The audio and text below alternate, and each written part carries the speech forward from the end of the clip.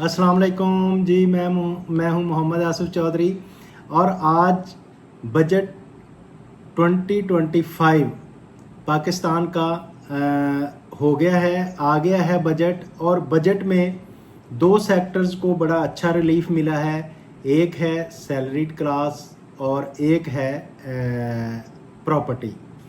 अब सबसे पहले मैं आपको सैलरी क्लास के बारे में बताता हूँ, प्रॉपर्टी का बाद में बताएंगे। तो सैलरी पर्सन जो था उसके 6 लाख तक तो पहले ही टैक्स एग्जैम्प्ट था। आपको पता ही है 6 लाख तक कोई टैक्स नहीं होता था, लेकिन 6 लाख से 12 लाख तक उसको 5% टैक्स देना पड़ता था, जो कि बनता था 30,000 रुपया। लेकिन अब जो फाइनेंस बिल आया है उस बिल के तहत जो 5% था उसको 1% कर दिया गया है कि 12 लाख तक जो है वो 1% देगा। तो 1% इसका कितना बनेगा? वो बनेगा 6,000 रुपया। तो इसका मतलब ये हुआ कि उसको 24,000 रुपये का बेनिफिट होगा 12 लाख तक। 12 लाख तक उसने जो 30,000 रुपया टैक्स देना था, अब वो सिर्फ 6,000 रुपया टैक्स देगा।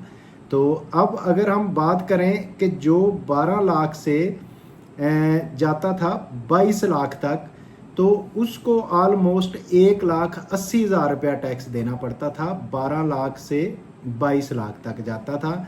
तो अब इसमें जो 12 लाख से 22 तक जाता है उसको 1,16,000 रुपये टैक्स देना पड़ता है कि 6,000 प्लस 11% है तो 1,16,000 देना पड़ता है। उसमें 1,80,000 रुपया टैक्स देना पड़ता था।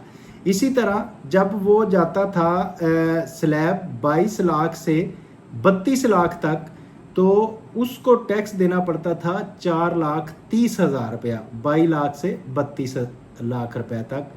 तो अब इसमें अगर ये 22 लाख से 32 लाख पे जाएगा तो इसको देना पड़ेगा 3,46,000 रुपये। उसमें देना पड़ता था 4,30,000 रुपये। 4,30,000 था, अब उसको 4,30,000 की बजाय 3,46,000 रुपया टैक्स देना पड़ेगा।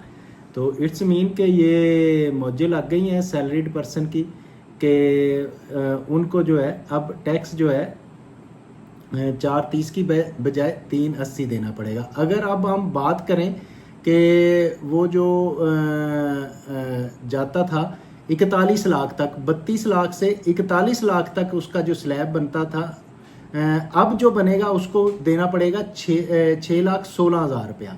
लेकिन पहले जो था 32 लाख से 41 तक उसको 7 लाख देना पड़ता था, जो कि अब 6,16,000 देना पड़ेगा। तो इसी तरह 41 से ऑनवर्ड 35% है और इसका भी 6,16,000 के बाद 41 से ऑनवर्ड 35% टैक्स देना पड़ेगा। तो ये एक अच्छा रिलीफ मिला सैलरीड पर्सन को, उसका टैक्स कम हुए। लेकिन इसके साथ साथ जो पेंशनर थे, पेंशन और एन्युटी जो ले रहे थे, उनको जो है अपना थोड़ा टैक्स किन लोगों को बढ़ा, where the amount of pension receive does not exceed ₹10 million, जिसकी तो 10 मिलियन से ज़्यादा नहीं रिसीव करेगी उसको 0% है, उसको कोई टैक्स नहीं है। लेकिन जहां अमाउंट रिसीव कर जाएगी 10 मिलियन से मीन 1 करोड़ से ज़्यादा हो जाएगी पेंशन अमाउंट, तो उसको 5% उस पर टैक्स देना पड़ेगा। तो इस तरह उसका जो है वो टैक्स बढ़ जाएगा। अच्छा, एक और है, वो हमारा है प्रॉफिट ऑन डेट।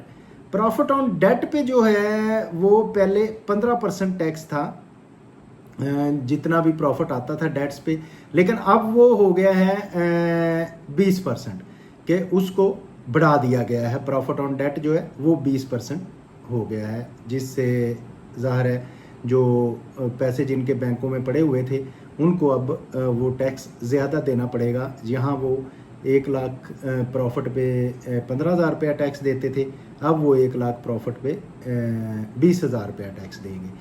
तो अगर हम करें प्रॉपर्टी की बात, तो प्रॉपर्टी में बहुत सारे रिलीफ मिले हैं। प्रॉपर्टी में पहला रिलीफ तो ये है कि जो सेल करेगा अपनी प्रॉपर्टी, पहले फाइलर 3% उसको with holding tax, advance tax लगता था, जो कि 1.5% कम होके अब 1.5% लगेगा।